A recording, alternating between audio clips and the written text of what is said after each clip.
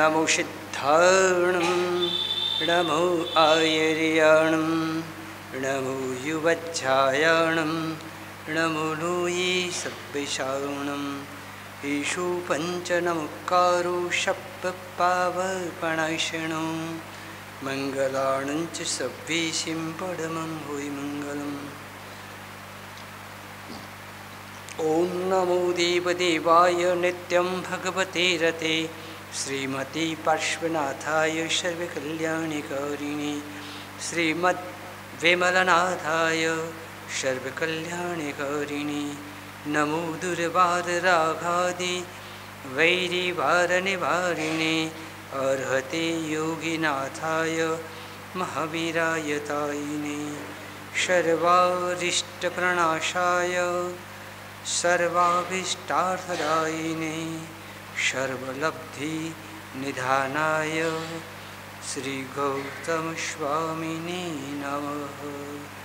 गणसम्पत् समृद्धाय श्री सुधर्मा स्वामिने नमः। येन ज्ञानप्रदीपेन निरस्याभ्यन्तरं तमः ममात्मा निर्मलीचक्रे तस्मै सद्गुरवे नमः। गुणसागरसुरये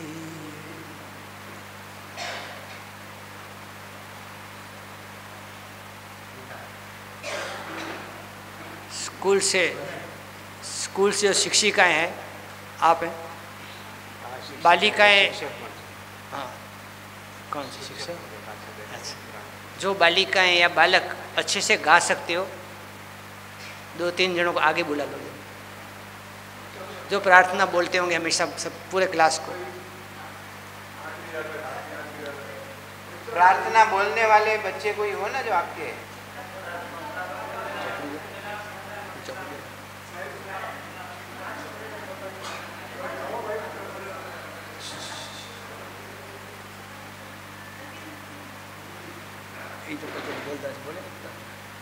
बोलेगा ना बोलेगा ही बोला नहीं है बोला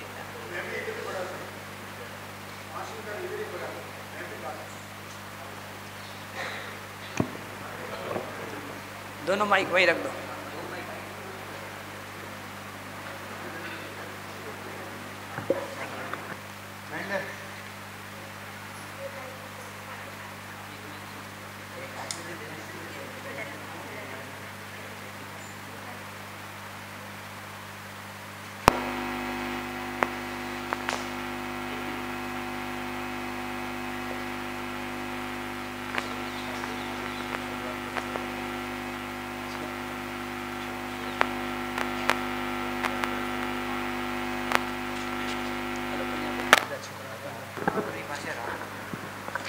परम कृपालु परमात्मा की असीम कृपा कैसे बरसती है तो कि सावन महीना हो और बारिश बरसती हो।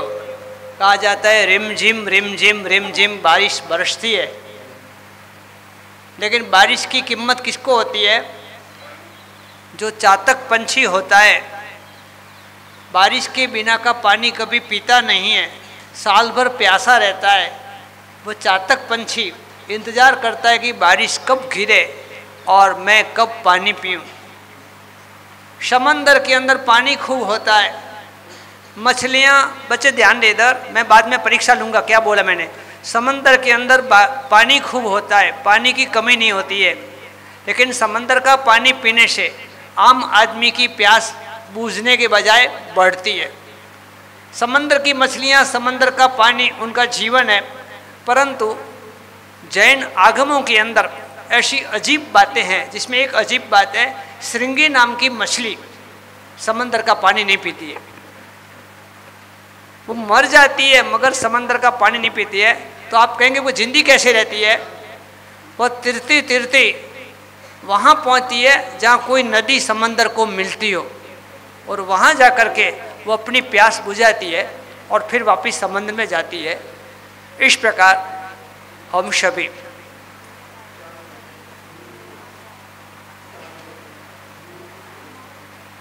भगवान से गुरु से और उससे पहले हमारे विद्या गुरुओं से और उससे पहले हम अपने अध्यापक माता पिता से जुड़े। तो माता पिता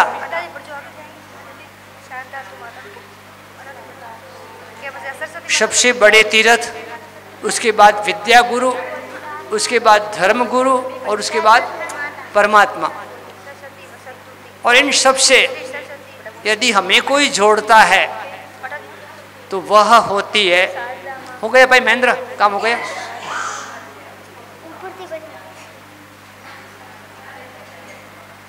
चलो इन बच्चों में से कोई आकाश में से सीधा ही जन्म पाया हो तो हाथ ऊंचा करे, सीधे ही आकाश में से आया हो।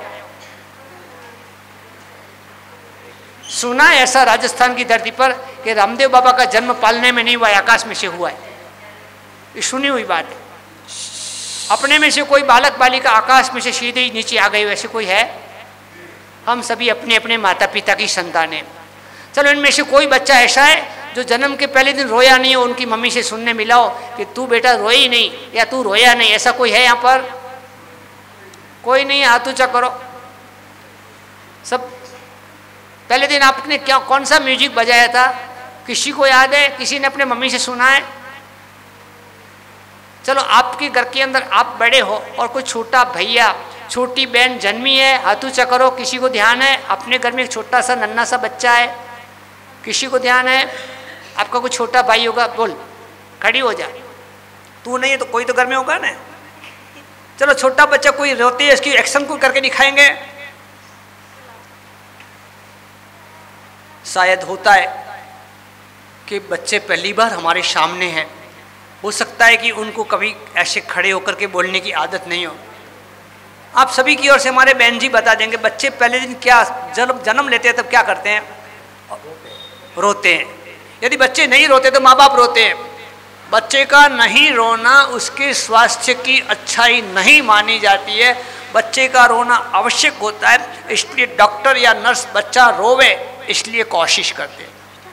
अब मेरा प्रश्न, मैं क्यों ले रहा हूँ ये बातों को, मैं कोई तबीबी केंद्र यहाँ खोलने नहीं जा रहा हूँ, कोई मैं तकनीकी चिकित्सा केंद्र नहीं खोलने जा रहा हूँ। मैं पूछ रहा हूँ बच्चे रोते हैं? हाँ। तो वो पहला शब्द क्या बोलते हैं? अभी ये आप बोलो, आप जब खड़े होकर बोलेंगे, खड़े नहीं होने, बैठे बोले। बच्चे पहला आवाज़ क्या कर निकालेंगे?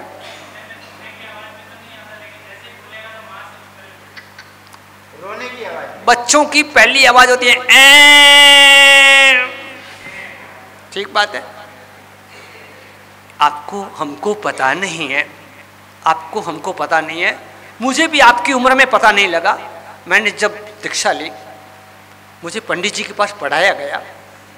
5 साल तक मैंने संस्कृत का प्राकृत का अध्ययन किया। उस दौरान अक्षरों की जो ताकत होती है उसकी बात बताई गई। हर अक्षर के पीछे एक साइंस है, हर अक्षर के पीछे कुछ आवाज़ है। मैंने गुरुजी से पूछा आपके पास कोई चमत्कार है? तो कि हाँ। कौन सा? तो गुरुजी ने कुछ नहीं बोला कि थोड़ी देर के बाद बताऊंगा। फिर मैं पढ़ता रहा, मुझे क्वेश्चन पूछे गए, मैंने आंसर दिया और गुरुजी ने धन्यवाद बोला। क्या बोला? धन्यवाद बोला। और धन्यवाद बोलने के बाद 2 मिनट मेरे सामने देखते रहे। फिर गुरुजी ने पूछा आपको चमत्कार देखने मिला? मैंने क्या? तो क्या आपके चेहरे पर मुस्कान आ गई? मैंने तो आपको टच नहीं किया। क्या बोला? मैम ने आपको टच नहीं किया, मैंने धन्यवाद बोला। द न आधा य वा और द 4.5 अक्षर बोले और आपके चेहरे पर मुस्कान आ गई। तो शब्द क्या है? वह अनटच मैजिक है। क्या है? किसी को धन्यवाद दोगे तो खुश हो जाएगा, किसी को गाली दोगे तो वो नाराज हो जाएगा, कोई गुस्से में आ जाएगा, कोई इनाम दे देगा। ये जादू किसका है? शब्दों का है। लेकिन इस शब्दों के इस जादू के अंदर सबसे पहला जादू गुरुजी दिखाते थे मुझे कि हर अक्षर की ताकत है। उसमें आई बात कि स, श, स और ह 4 अक्षर, ये ऊर्जा अक्षर है, ये ऊष्मा अक्षर है। मैंने कहा ऊष्मा अक्षर तो स्कूल में भी पढ़ा था, लेकिन पंडित जी ने मुझे समझाया ये अक्षर बोलने से गर्मी पैदा होती है। मुझे लगा कि कुछ तो दम है। फिर उन्होंने कहा कि देखना, कोई भी बच्चा, कोई भी बालक, कोई भी छोटा, कोई भी बड़ा, ठंड के दिन होंगे, महा महीना पोष महीने के दिन होंगे, और बाथरूम में यदि ठंडे पानी से स्नान करके बाहर आता है तो पहला शब्द कौन सा बोलेगा? वो मारवाड़ होगा कि गुजरात होगा कि कच्छ होगा कि राजस्थान होगा कि बिहार होगा कि पंजाब होगा? सु सु सु सु सु, बरोबर है। मेरे गुरुजी ने बताया ये श श ह क्या है? ये गर्मी पैदा करने वाला अक्षर है। हमारी आत्मा जो भीतर है वो परमात्मा का स्वरूप है, उसको सब नॉलेज है कि किस समय पर क्या करना। यदि टेम्परेचर बाहर का कूल है तो हमारे शरीर के अंदर हीट पैदा होती है, और हीट पैदा करने के लिए श श स ह बोले जाते हैं। बात मैं इसलिए कह रहा हूँ कि जब हम जन्म लेते हैं तब दुनिया के अंदर आकर के जन्म से लेकर मरण तक बोल बोल बोल बोल बोल चालू रहेगी। जिस दिन हम नहीं बोलेंगे, घर वाले कहेंगे कोमा में चले गए, इनकी जबान बंद हो गई, वो भी एक बीमारी हो जाएगी। नहीं रोएंगे तो बीमारी, नहीं बोलेंगे तो भी बीमारी। तो बीच की जो लाइफ है, पूरी लाइफ बोलेंगे बोलेंगे बोलेंगे। कई बच्चे हमारे सामने आते नहीं बोलते, लेकिन घर के अंदर उनके मम्मी पापा कहते पूरा दिन धमाल मचाते हैं बच्चे, मेरे आगे फरियाद लेके आते हैं और मैं बच्चों की फेवर करता हूँ मार साहब। ये तो मटकी फोड़ने की उम्र है, ये मटकी फोड़ने की उम्र है। ये भगवान महावीर भी खेले, भगवान राम भी खेले, भगवान श्री कृष्ण भी इस उम्र में खेले। तो बच्चे नहीं खेलेंगे तो बॉडी नहीं बनेगी, बच्ची नहीं खेलेंगे तो घर का माहौल नहीं बनेगा।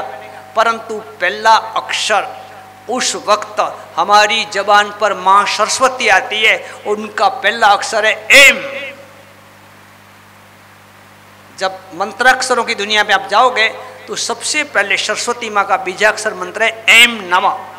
तो एम जो है वो आवाज़ हमारे गले में से जन्म के पहले दिन निकलती है, उसके बाद हमारा बोलना शुरू होता है। ये हमारी सोल साइंस, हमारी आत्मा की विज्ञान है। यदि हमें ये नॉलेज होगा तो आज से लेकर के हम संकल्प करेंगे एम नमः। आप बोलेंगे एम नमः, फिर आपको बढ़ेगा तो मैं कहूँ ओम रीम एम श्री सरस्वत्यै नमः। आप बोलेंगे, फिर ये प्रार्थना बोलेंगे। ये सबसे पहला पाठ है हमारा। ओम बोलो तो, ओम रीम एम श्री सरस्वत्यै नमः। मैंने ऐसा सुना है कि कल का सबका उपवास था और फिर बीच में नाश्ता करने की छुट्टी मिली। अभी सभी के सभी बिल्कुल आवाज़ नहीं निकाल सके, क्योंकि किसी ने खाया नहीं है, किसी ने पिया नहीं। बरोबर, आप रोज स्कूल में प्रार्थना करते हो, हमारे यहाँ तक आवाज़ आती है, और आज यहाँ बैठे हो तो मेरे को आवाज़ नहीं आ रही आपकी। ओम रीम एम श्री सरस्वत्यै नमः। याद रह गया? लास्ट तीसरी बार बुलाता हूं। ओम रीम एम श्री सरस्वत्यै नमः। अब अपन इसको पोएम बना देंगे। ओम रीम ऐं श्री सरस्वत्यै नमः। ओम रीम ऐं श्री सरस्वत्यै नमः। ओम रीम, मेरे साथ बोलोगे, ओम रीम ऐं श्री सरस्वत्यै नमः। ओम रीम ऐं श्री सरस्वत्यै नमः। झगड़ा कभी ना हम करेंगे, गाली गलौच ना कभी करेंगे। झगड़ा हम ना कभी भी करेंगे, गाली गलौच ना हम भी करेंगे।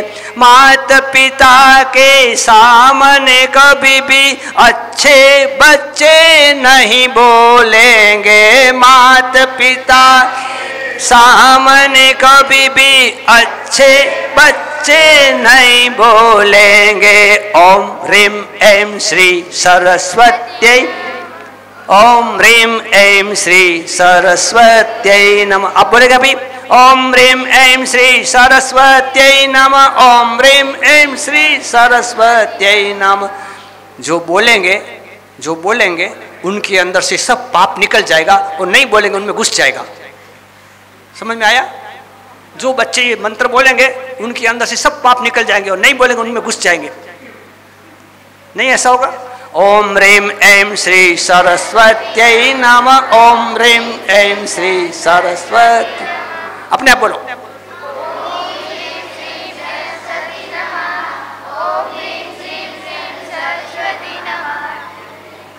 बच्चे भगवान के रूप होते हैं। बच्चे हमेशा कच्चे होते हैं, लेकिन बच्चे सभी सच्चे होते हैं। प्रार्थना पेज नंबर 4। पेज नंबर 4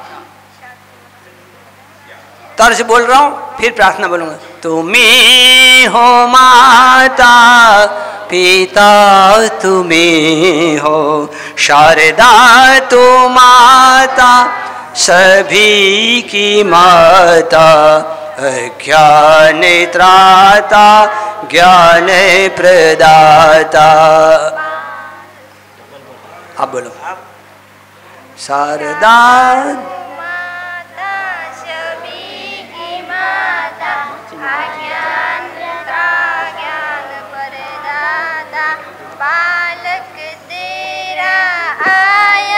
बालक तेरा आया शरण में, बालक तेरा आया शरण में। वंदन करके शीश झुकाता,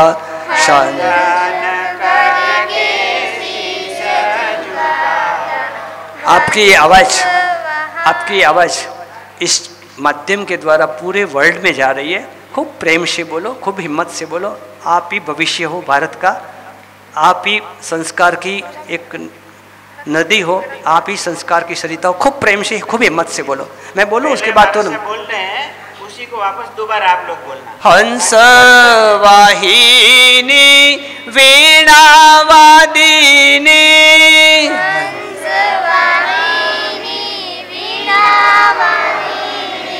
कमलाशना तू देवी महाना,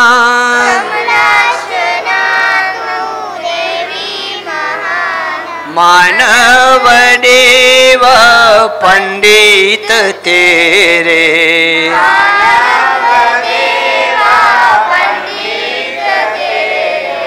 ध्यान शिवनते बड़े विद्वान,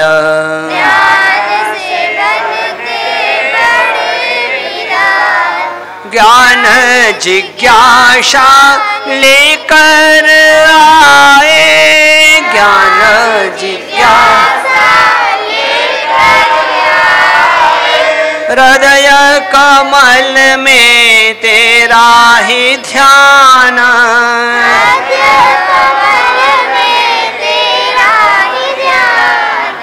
वीणा वाली माँ अधरों पे आके,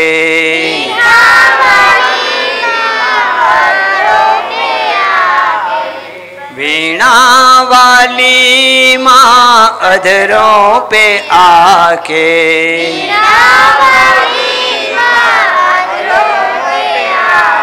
बशो सदाई हमें दो ज्ञान,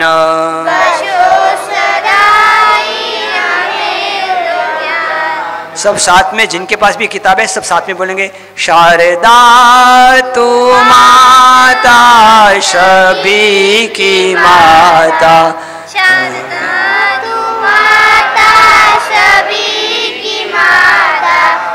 ज्ञान त्राता ज्ञान प्रदाता,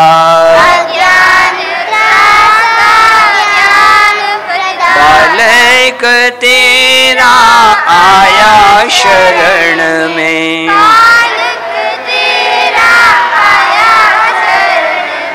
वंदन करके शीश झुकाता।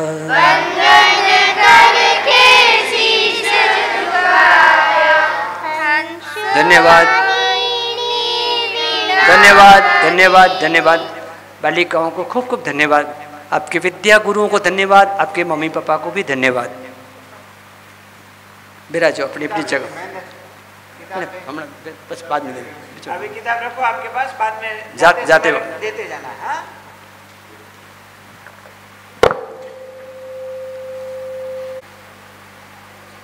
एक राजा,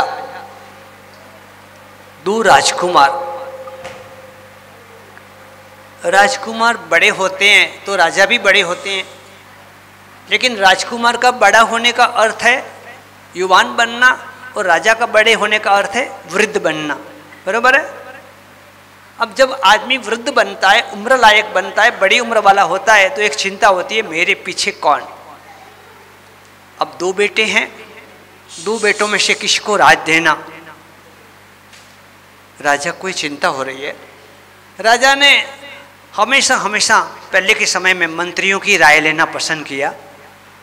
हमारी ये आर्य व्यवस्था थी, राजा सभी क्षत्रिय होते थे, मंत्री लगभग जैन होते थे, क्रियाकांड धर्म की क्रिया करवाने वाले सब ब्राह्मण होते थे। इस प्रकार सारी व्यवस्थाएं बनी हुई थी। राजा ने मंत्री से पूछा, मंत्री ने राजा के कान में एक बात कह दी।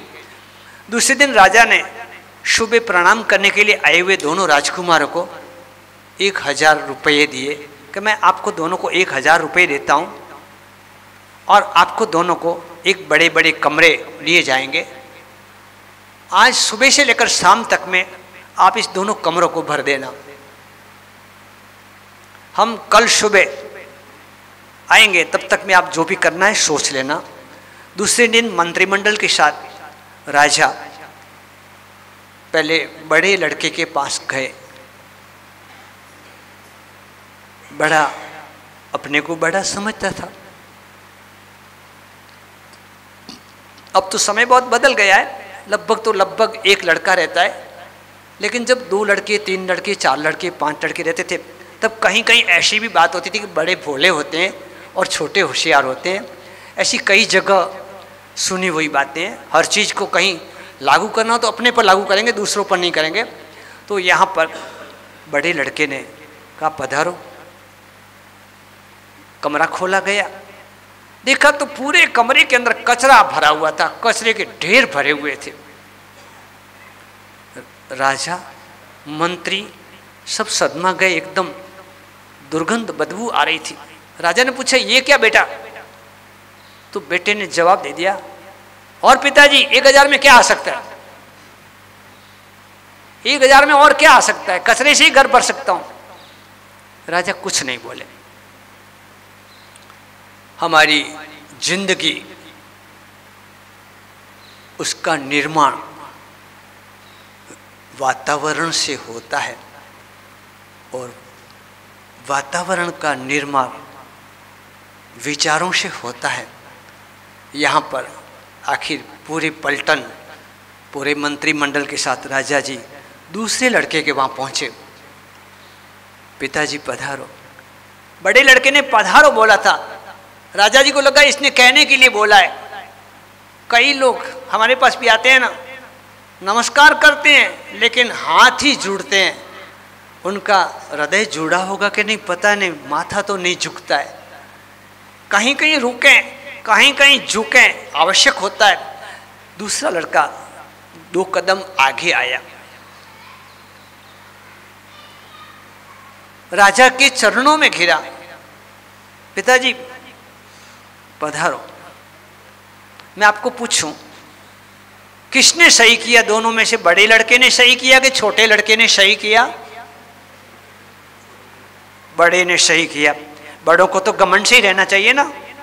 आप में से छोटे कौन और बड़े कौन है? पहले बड़े हो, हाथ ऊंचा करो। वाह, उम्र में बड़े हैं इसलिए हाथ ऊंचा किया। परंतु कहा, हमारी संस्कृति में कहा, एक ताड़ का पेड़ बहुत बड़ा होता है और पीपल का पेड़ बहुत छोटा होता है, तो दोनों में से अच्छा कौन? पीपल का पेड़। कि ताड़ का पेड़ बहुत बड़ा होता है, किसी पंछी को छांव नहीं देता और फल भी बहुत दूर लगता है। पीपल का पेड़ छोटा होता है और फिर किसी को काम आता है।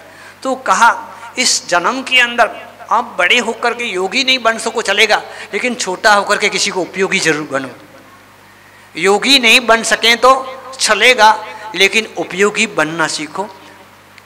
रही बात नमस्कार क्यों करना चाहिए,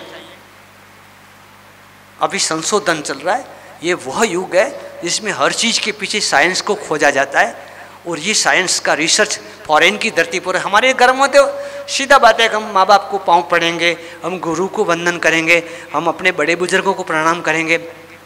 लेकिन फॉरेन के अंदर इस चीज़ पे रिसर्च हो रहा है और ये खोजा गया साइकोलॉजिकली अर्थात मनोविज्ञान के अनुसार, आप जब अपने हाथों को अपने बड़ों के पाँव में रखते हो, चरण स्पर्श करते हो, तब बड़े भी अपने हाथों को आपके माथे पर रखेंगे। बरोबर है? हमारे शरीर के अंदर ऊर्जा होती है, हमारे शरीर के अंदर भावनाएं होती है, वो भावनाएं बहती है।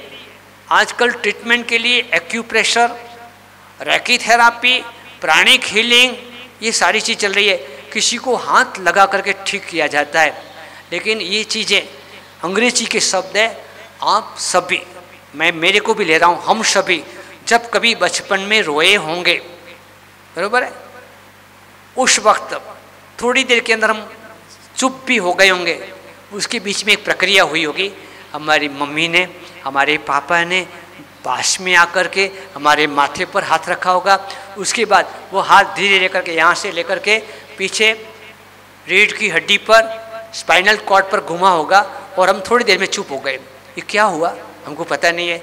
हमारे माता पिता के भीतर हमारे प्रति रहा हुआ स्नेह, प्रेम, वात्सल्य, करुणा, उनका झरना हाथों के जरिए बहता है। एक कुत्ता भी उस भाव को समझ पाता है, एक गाय बैल भी यदि हम हाथ घुमाते हैं तो हमारे प्रेम को समझ पाता है। तो प्रेम ट्रांसफर होता है, शक्ति ट्रांसफर होती है। तो एक बालक अपने माता पिता को, अपने विद्या गुरु को, अपने गुरु के जब चरण में पड़ता है, तब जब माता पिता के, गुरु के हाथ, विद्या गुरु के हाथ माथे पर रहते हैं, तो गुरु की, विद्या गुरु की या माता पिता की शक्ति बालक के अंदर ट्रांसफर होती है। ये ट्रांसफरेंट प्लांट, ये ऊर्जा का क्या होता है। यदि हम नमस्कार करते हैं तो हम शक्ति पा सकते हैं, यदि हम नमस्कार नहीं करते हैं तो उस शक्ति से हम वंचित रहते हैं। जिन्होंने भी सुबह उठ करके अपने माता पिता को प्रणाम करना चालू किया, निश्चित रूप से आप कम बुद्धि वाले होंगे ना तो भी तेज बुद्धि वाले बन जाएंगे। क्योंकि विनय से विवेक आता है और विवेक से विद्या आती है। तो विवेक के बिना विनय नहीं आता, विवेक के बिना विनय शोभायमान नहीं है। ऐसे में छोटे लड़के ने कहा पिताजी को प्रणाम करके के पधारो। कमरा खोला गया, एक बार तो सभी ने कहा कमरा एम्प्टी, खाली है, कुछ नहीं है। लेकिन जैसे ही अंदर गए, चारों कोनों के अंदर धूप और दीप लगे हुए थे। झाड़ू पोता हो गया था और चारों कोने में, चारों विदिशाओं के अंदर सुंदर दीपक और सुगंधी धूप लगा हुआ था। पूरे कमरे में उजाला था, पूरे कमरे में सुंदर सुगंध आ रही थी। पिताजी आपकी कृपा से, आपके आशीर्वाद से मुझे ऐसी सन्मति सूझी, 1000 रुपये में ये इतना सुंदर आया। और पिताजी ये 100 रुपये में आया है, 900 रुपये में आपको वापस दे रहा हूँ। एक ने कहा कि 1000 में क्या आ सकता है, गांव भर का पूरा कचरा ट्रॉली से, ट्रैक्टर से ला करके खड़ा किया है। और दूसरे ने क्या किया, 100 रुपये में से मिट्टी के दीपक लाए, लोबान का धूप लाया और घी लाया, तेल लाया, और क्या हो गया, उजाला और सुगंध से घर को भर दिया। बच्चे आप क्या चाहेंगे दोनों में से, कचरे से घर को भरेंगे कि उजाले से घर को भरेंगे? यहाँ घर मतलब अपना जीवन है, यहाँ घर मतलब अपना मन है। उसको किससे भरेंगे, कचरे से भरेंगे कि उजाले से भरेंगे?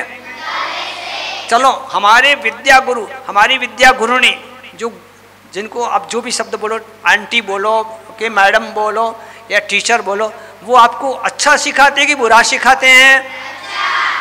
यदि आप कोई चीज़ गलत करते हो तो उनका कसूर कि आपका कसूर? नहीं बोलेंगे, मुझे पता है आप कोई गलत हो ही नहीं, बालवाड़ा के बच्चे अच्छे ही होते हैं, बालवाड़ा का कोई भी बच्चा खराब नहीं है। बोलो नंबर 1 किसको लेना है एग्जाम में? टीचरों को हार्ट अटैक आ जाएगा, बीपी डाउन हो जाएंगे या हाई हो जाएंगे, इतने बच्चों को नंबर 1 लेना है। देखो भाई कितनी बड़ी बात है। चलो नापास किसको होना है, हाथ ऊंचा करो। 1 2 3, पीछे मत देखना कोई नापास होना नहीं चाहते। हमें हमेशा अच्छा सिखाया जाता है और हम अच्छा बनने की ही कोशिश करेंगे जीवन के अंदर। हमारे जीवन के अंदर, अब मैं आपकी फेवर में बोल रहा हूँ, एक छोटी सी घटना हकीकत बोल रहा हूँ। श्रद्धा नाम की गुरुजी, एक श्रद्धा नाम की बच्ची स्कूल के अंदर लेट आ रही है, टाइम है, बेल बज गया, सब बच्चे स्कूल में आ गए और एक बालिका 10 साल की एक बालिका देरी से आई। टीचर बड़े कड़क थे, वो कड़क चाय पीते थे और दिमाग भी कड़क रखते थे। और जैसी बच्ची आई, क्यों लेट आई, क्यों देरी से आई, जा बाहर खड़ी रह जा। 1 घंटे धूप में खड़ा रखा। टीचर को लगा कि आज एक दिन मैं सजा करूंगा तो कल ये टाइम पे आएगी। दूसरे दिन लड़की वापस लेट आई, तीसरे दिन वापस लेट आई। ऐसा करते करते करते करते 3 महीने निकल गए। कितना? 3 महीने तक बालिका रोज लेट आती है और उस बच्ची को बाहर धूप में खड़ा रखा जाता है। इधर ध्यान दें, मैं आपकी सबकी एग्जाम लूंगा। उसके बाद बरोबर 3 महीने पूरे हुए और वो बालिका स्कूल के टाइम से पहले आ गई। टीचर ने पूछा, आज तू जल्दी क्यों आ गई? देखो, अब गलती नहीं हुई तो भी टीचर पूछ रहे हैं।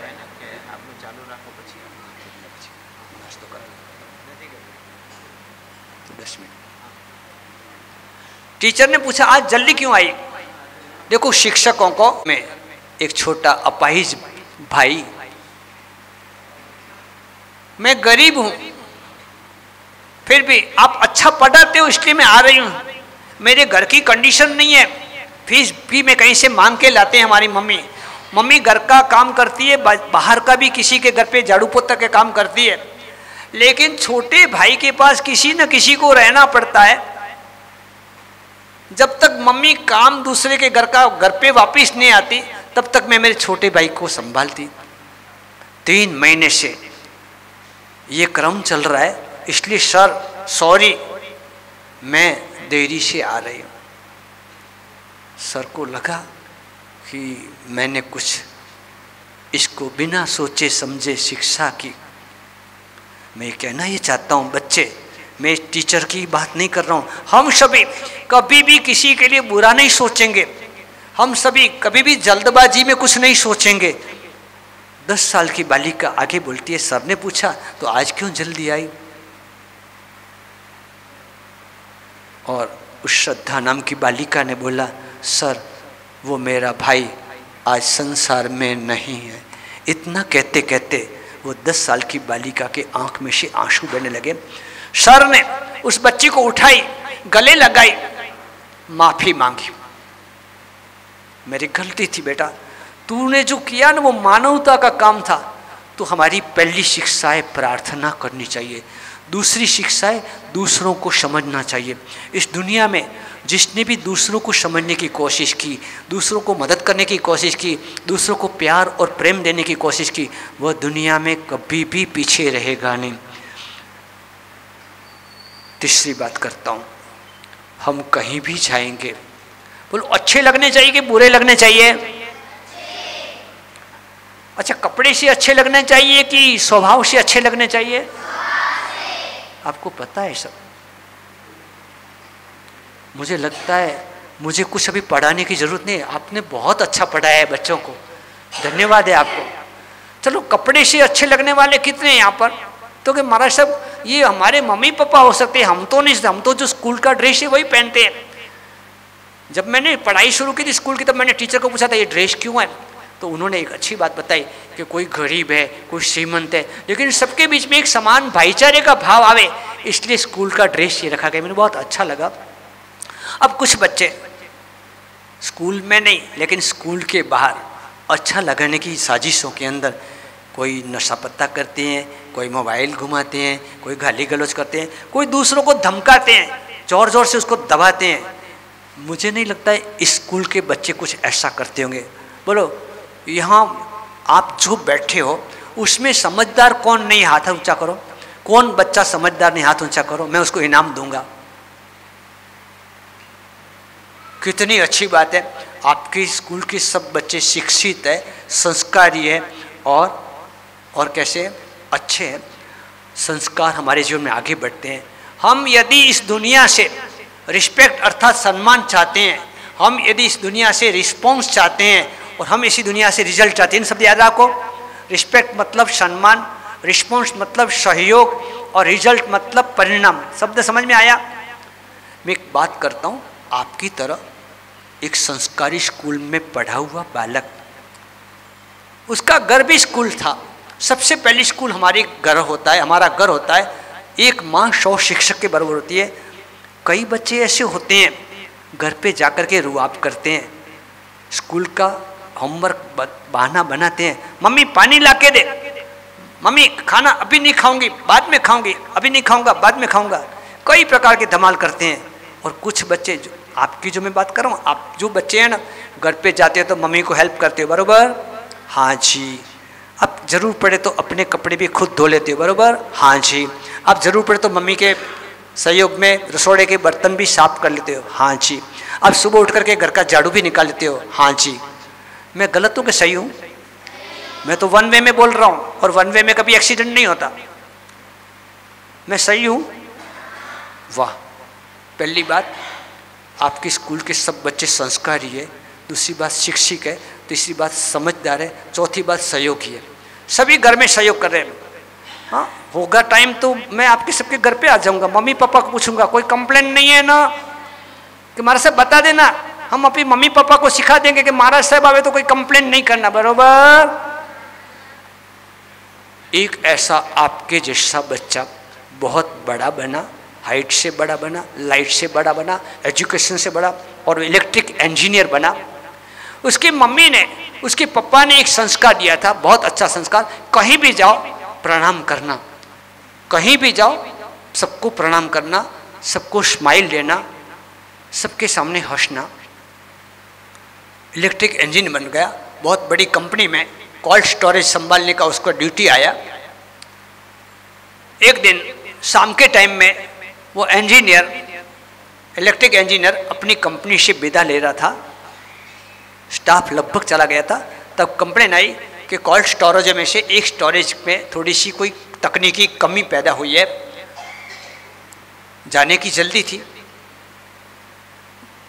शटर ऊंचा किया, अंदर गया, लेकिन शटर बंद नहीं हो इसका उसको ध्यान नहीं रहा। शाम का टाइम, कोल्ड स्टोरेज के अंदर वो एंट्री तो ले ली उसने, और शटर बंद हो गया। विचार किया अब रात भर ये खुलेगा नहीं, एकदम हाई टेम्परेचर ठंड का बना दिया था, मतलब गर्मी का नहीं, एकदम कूल, एकदम कूल। थोड़ी देर के अंदर उसे शरीर में कंपन होने लगी, थका पक्का था, घर जाने की बात थी। अब आज मेरी समाधि यहीं हो जाएगी, आज इस कोल्ड स्टोरेज के अंदर मेरी मौत हो जाएगी। परंतु मम्मी पापा से 2 चीज़ सीखी थी, सबको नमस्कार करना, और ज़रूर पड़े तो विशेष रूप से परमात्मा को याद करना। उसने मन ही मन परमात्मा को प्रार्थना शुरू की। परमात्मा कौन है? परमात्मा ऊपर वाले, चाहे भगवान राम है, चाहे भगवान श्री कृष्ण है, चाहे भगवान महावीर है, चाहे पार्श्वनाथ है। कबीर कुआं एक है, पनिहारी अनेक, बर्तन सब न्यारे भय, फिर पानी सब में। प्रार्थना करनी चाहिए। परमात्मा की प्रार्थना इतने दिल से की, थोड़ी देर के अंदर शटर खुला, शटर को ऊंचा किया गया। सर अंदर क्या कर रहे हो? बाहर पधारो। प्रार्थना के अंदर चमत्कार था, है और रहेगा। गांधी जी को प्रार्थना पर बहुत बड़ा विश्वास था। एक प्रार्थना के सहारे, साबरमती आश्रम के अंदर रोज की हुई प्रार्थना, और प्रार्थना के सहारे उन्होंने भारत को आज़ादी दिलवाई। इलेक्ट्रिक इंजीनियर ने दिल से प्रार्थना की। प्रार्थना के शब्द कौन से होते जरूरी नहीं, आपके भाव, आपके मन की इच्छा प्रार्थना के साथ जुड़नी चाहिए। और शटर खोलने वाला गेटमैन था, और सहसा आश्चर्य हुआ। उसने गेटमैन को पूछा, गेटमैन तेरी ड्यूटी तो गेट संभालने की है, अभी इस वक्त कोल्ड स्टोरेज के अंदर क्या हुआ क्या नहीं हुआ ये जानने की तेरी कोई जिम्मेवारी नहीं है, तू यहाँ कैसे आया? समझ रहे हो मेरी बात को? इलेक्ट्रिक इंजीनियर कोल्ड स्टोरेज के अंदर पैक हो गया है, ठंड से ठर रहा है, कुछ क्षणों के अंदर उसका शरीर एकदम कूल होते होते उसका मौत निश्चित है। ऐसे में गेटमैन ने खोला है शटर, गेटमैन को पूछा गया तू यहां इस वक्त कैसे आया? मंगल गेटमैन ने कहा सर कंपनी के अंदर 1200 लोग काम कर रहे हैं और उनमें से मुझे एहसास होता है मैं भी एक इंसान हूं। वो एहसास मात्र आपके द्वारा होता है। आप जब कंपनी में एंट्री लेते हो तब मुझे गुड मॉर्निंग कहते हो, आप जब कंपनी से विदा लेते हो तब मुझे रोज गुड इवनिंग कहते हो। उसके साथ आपकी स्माइल मुझे बहुत पसंद आती है। मुझे लगता है मेरे जैसे एक नौकर को भी एक सर, एक ऑफिसर इतना तवज्जो देते हैं, इतना रिस्पेक्ट देते हैं। हमें यदि रिस्पेक्ट चाहिए तो रिस्पेक्ट देना चाहिए, हमें यदि रिस्पॉन्स चाहिए तो रिस्पॉन्स देना चाहिए, हमें यदि रिजल्ट चाहिए तो रिजल्ट देना चाहिए। हम मनुष्य बने हैं, हम इंसान हैं, हम कल भगवान बन सकते हैं, लेकिन तय करेंगे इतनी अच्छी स्कूल जहाँ आप संस्कारी हो, जहाँ आप शिक्षित हो, जहाँ आप सदाचारी हो, जहाँ आप समझदार हो, जहाँ आप सहयोगी हो, वहाँ आप कभी भी हैवान नहीं बनोगे। हमारे विद्या गुरुओं की ओर से मैं बोलूँगा, आपके विद्या गुरु सबको कहेंगे लाओ तुम्हारे लाल को, लाओ तुम्हारे लाल को, इंसान बना दें, दुनिया पूजे वैसा महान बना दें। आप जब एंट्री ले रहे हो तब इंसान बनने के लिए और निकलो तब भगवान जैसे महान बनो। इंजीनियर ने आज जीवन के अंदर अनुभव किया, माता पिता की दी हुई संस्कृति का संस्कार, सबको नमस्कार करने का, सबको सहयोग करने का आज मेरे काम में आया। वरना उस कोल्ड स्टोरेज के अंदर मैं भी कोल्ड होकर के ख़त्म हो जाता। कितना था, छोटी सी बात थी, कितनी छोटी बात थी। सुबह आते गुड मॉर्निंग, शाम को जाते गुड इवनिंग। तो गेटमैन कहता है सर आज आए आप, तब तो मुझे गुड मॉर्निंग बोला था, मैं इंतजार कर रहा था, आधा घंटा निकल गया, पौन घंटा निकल गया, बाकी तो आए गए, क्या आया राम गया राम, मुझे कोई लेना ना। क्योंकि मेरे से बात करने वाले, मुझे स्माइल देने वाले, मुझे सैल्यूट देने वाले, मुझे गुड मॉर्निंग और गुड इवनिंग कहने वाले कौन थे? मात्र आप थे। आप नहीं देखे, आप नहीं आए तो गेट तो एक ही था, गए कहाँ? इसलिए सर मैं आपको ढूंढते ढूंढते यहाँ आया। मुझे शंका हुई कि हो सकता है आप कोल्ड स्टोरेज के अंदर होंगे। ये छोटी सी घटना हमारे मन को झकझोर देती है। हमारे जीवन के अंदर हम यदि कुछ पाना चाहते हैं तो कुछ खोना नहीं है, कुछ चंद क्षण, कुछ संस्कार यदि हमारे में अच्छे होंगे तो हमारी पढ़ाई, तो कि पढ़ाई पढ़ाई नहीं है। तुलसीदास जी ने कहा कि पढ़ी पोथी पढ़ पढ़ जग मुआ, पंडित भया न कोई, ढाई अक्षर प्रेम का पढ़े सो पंडित होए। ये ढाई अक्षर प्रेम का आपको जब विद्या गुरु की ओर से पढ़ाया जा रहा है, मैं धन्यवाद दूंगा। मुझे बहुत खुशी हुई, क्योंकि पढ़ाने के लिए भले हमको पैसे लेने पड़ते होंगे, आज विद्या के लिए हमको करना पड़ता होगा, लेकिन पूरी भारत के अंदर सबसे निर्दोष यदि आजीविका कोई व्यवसाय है तो वो शिक्षक बनना है, शिक्षिका बनना है। लेकिन इतना ही नहीं, आपके हाथों में भारत की दौर है, भारत का भविष्य आपके हाथों में है। और ऐसे में आप नेता नहीं बनोगे चलेगा, लेकिन आप हर क्षेत्र के हर स्पेशलिस्टों के आपके हाथों से कोई डॉक्टर बनेगा, कोई बैरिस्टर बनेगा, कोई वकील बनेगा, कोई सीए बनेगा, कोई वापस टीचर बनेगा, और कोई हमारी लाइन में भी आ जाएगा, कोई संत सन्यासी बनेगा। तो भारत का उज्जवल भविष्य जिनके हाथों में। आपको सभी को धन्यवाद। आज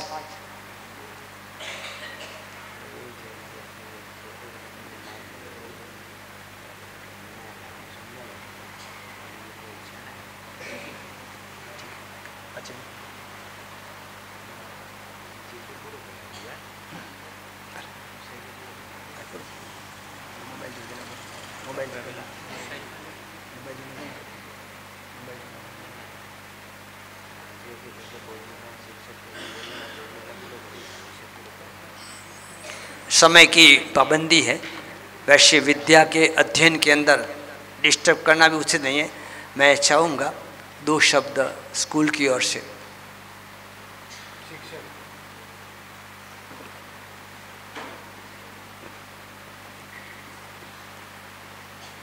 पूर्व सूचना नहीं होने से थोड़ा सा मुझे विलम्ब हो गया, क्षमा मांगता हूँ।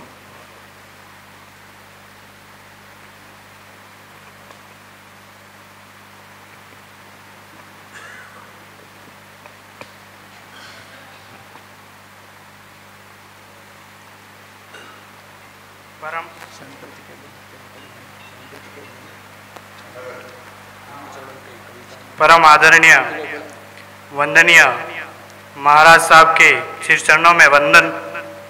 बैठे हुए यहाँ पर विराजमान सभी बालवाड़ा के ग्रामवासियों को मेरा सादर नमन। हमारे विद्यालय के छात्रों को एक जीवन के अध्ययन के साथ साथ जीवन के क्षेत्र में संस्कारवान बनाने के लिए, उन्हें उस दिशा में अग्रसर करने के लिए क्या क्या जीवन में चुनौतियां आएगी, किस तरह से उनको सामना करना है और अपने अंदर कौन से गुण विकसित करने हैं, ऐसी नॉलेज, ऐसा ज्ञान प्रदान के लिए मैं एक बार पुनः महाराज साहब के चरणों में वंदन करता हूं, उनका अभिनंदन करता हूं।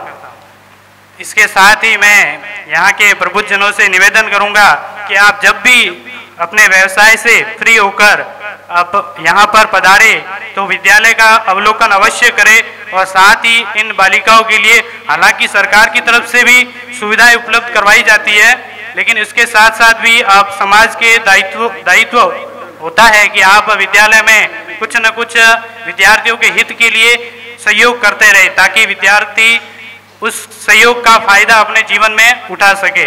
हमारे विद्यालय की ओर से पहले भी यहाँ पर मांग की हुई है, हालांकि हमारा जो विद्यालय है वो भी भामा साहू की ही देन से बना हुआ है और आगे भी मैं इस जैन समाज से अपेक्षा करता हूँ कि वो विद्यालय में निरंतर सहयोग करे ताकि इन विद्यार्थियों का भविष्य उज्जवल हो। धन्यवाद। विद्यालय की कुछ आवश्यकता है उनसे मैं आपको बाद में अवगत करवा दूंगा, अगर आप सबका सहयोग रहे तो उनकी पूर्ति जरूर कराए। एक बार पुनः महाराज साहब के चरणों में वंदन। धन्यवाद। आपका शुभ नाम? देवेंद्र सिंह राजपुरोहित। देवेंद्र सिंह राजपुरोहित। देवेंद्र सिंह राजपुरोहित।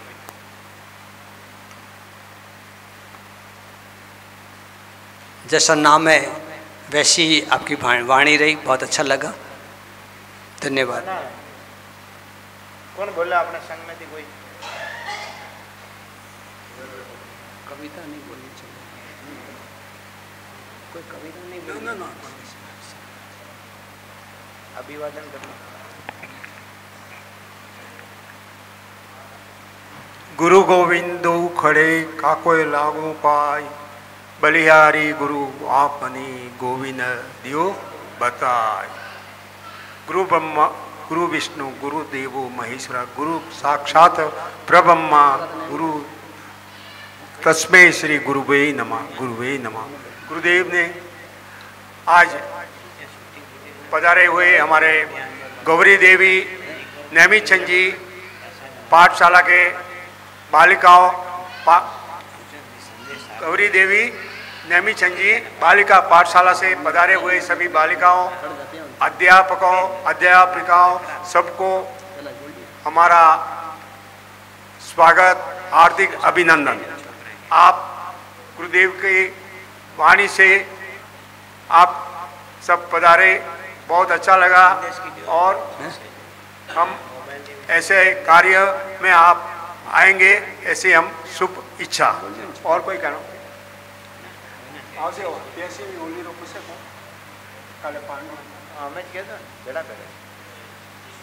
सदानंद सागर जी महाराज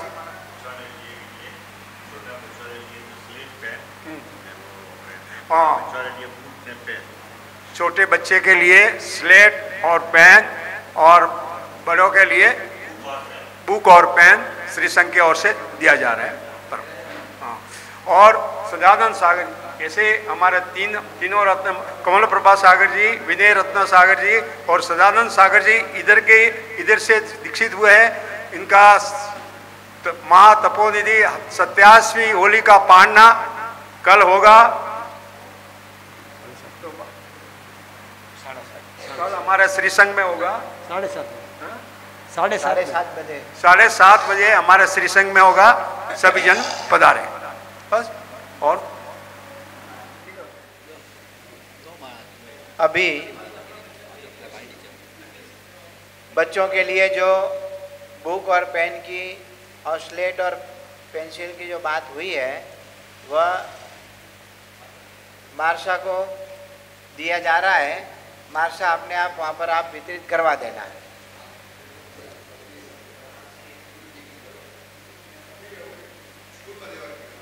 अध्यापकों से और अध्यापिकाओं से संघ की ओर से अपील है कि रविवार को अनुकूलता हो तो प्रवचन में अवश्य पधारें। जब भी छुट्टी का अवसर हो आपका और आप यहीं हो तो जरूर से गुरुदेव के प्रवचन के लिए आप पधारते रहें।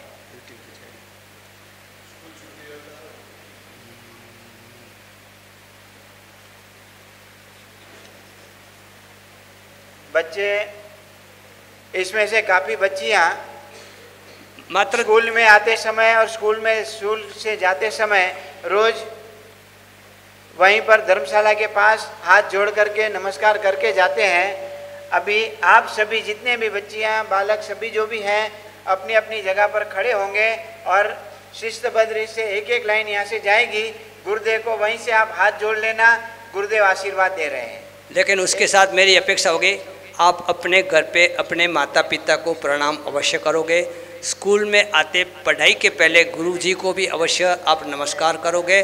और आज की बात याद रहेगी, हम सबको प्रणाम करेंगे, हम कहीं भी तूफान नहीं करेंगे, हम जीवन के अंदर कोई प्रकार का व्यसन नशा पता नहीं करेंगे, हम गाली गलौज नहीं करेंगे, हम झगड़ा भी नहीं करेंगे, संस्कारी बनेंगे, सदाचारी बनेंगे, सहयोगी बनेंगे, शिक्षित बनेंगे और समझदार बनेंगे। खूब खूब आपको बोलो भगवान महावीर स्वामी की, बोलो भगवान महावीर स्वामी की, बोलो भगवान महावीर स्वामी की। इतनी हो चुकी है। चंद 25 दिन के पहले बालोतरा के अंदर सुजल भाई करके व्यापारी अपनी फैक्ट्री में बारिश कितनी हुई देखने गए, पानी कितना भर गया है, और मोबाइल चार्ज में रखा, 500 करोड़ की पार्टी 5 मिनट में ख़त्म हो गई। लेकिन आज अपने बीच में 7 साल का एक बच्चा आ रहा है, दूर दरार से आए, बाड़मेर जिले से आए, मोबाइल देखते देखते वो कोमा में चला गया है। 3 महीना हुआ। संजोग है आज आपका भी प्रोग्राम बना है, उनका भी प्रोग्राम बना है। हम 2 बात करेंगे, हम प्रार्थना करेंगे उस बच्चे को जल्दी ठीक हो जाए, आपकी तरह वो भी मौज मजा करता हो जाए। हम साथ में संकल्प करेंगे।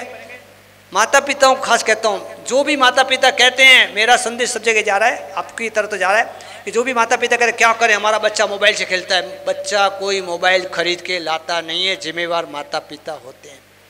तो हम छोटे बच्चे जब तक हमारी ज़रूरत नहीं है तब तक मोबाइल को टच नहीं करना। मोबाइल के वाइब्रेशन, आज 3 मिनट से वो बालक कोमा में है। आज हम उसके लिए आपको 5 मिनट रोका है, वो बालक को लेके आ रहे हैं। उस बालक के लिए हम सभी अपने अपने इष्ट का स्मरण करेंगे, अपने अपने इष्ट की प्रार्थना करेंगे। माँ कश्चित् दुख भाग भवे, माँ कश्चित् दुख भाग भवे। ओम नमः पार्श्वनाथाय विघ्न विच्छेदकारिणे नागेन्द्रकृतछत्राय सर्वदेवाय ओम नमः। कर्पूरघोरं करुणावतारं संसारसारं भुजगेन्द्रहारं सदा वसन्तं हृदयारविन्दे भवं भवानी सहितं नमामि, भवं भवानी सहितं नमामि।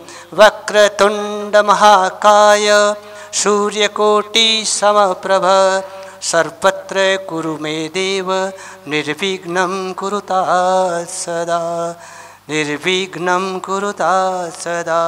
सर्वथा सौसुखी थाओ पापेना कोई आचरो, राग द्वेष थी मुक्त थईने मुक्ति सुखने सौवरो, मुक्ति सुखने सौवरो। ओम भूर्भुवः स्वस्ति ओम भूर्भुवः तत्सवितुर्वरेण्यं भर्गो देवस्य धीमहि धियो यो न प्रचोदयात्। ओम भूर्भुवः तत्सवितुर्वरेण्यं भर्गो देवस्य धीमहि धियो यो न प्रचोदयात्। ओम भूर्भुवः तत्सवितुर्वरेण्यं भर्गो देवस्य धीमहि धियो यो न प्रचोदयात्।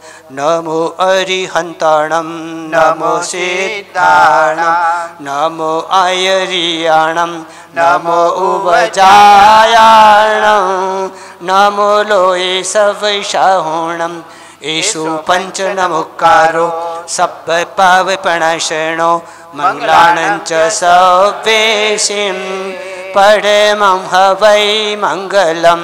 नमो अरिहन्ताणं नमो सिद्धाणं नमो आयर्याणं नमो युवजायाणं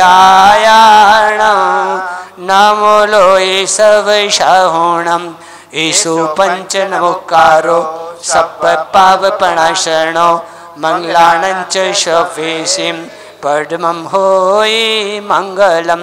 नमो अरिहन्ताणं नमो सिद्धाणं नमो आयर्याणं नमो उवजायाणं नमो लोये सवैषाहुणं येषु पंच नमोकारो सब पावपणशनो मंगलानं च शवेशिं परमं हवै मंगलम्। ओम ह्रीं ऐं श्री सरस्वत्यै नमः। ह्रीं ऐं श्री सरस्वत्यै नमः। ओम ह्रीं ऐं श्री सरस्वत्यै नमः। ओम ह्रीं ऐं श्री सरस्वत्यै नमः। ओम ह्रीं ऐं श्री सरस्वत्यै नमः। ओम ह्रीं ऐं श्री सरस्वत्यै नमः। बोलो भगवान महावीर स्वामी की जय। बोलो भगवान श्री राम की जय। बोलो भोलेनाथ की जय। बोलो श्री कृष्ण वासुदेव भगवान की जय। मंगल।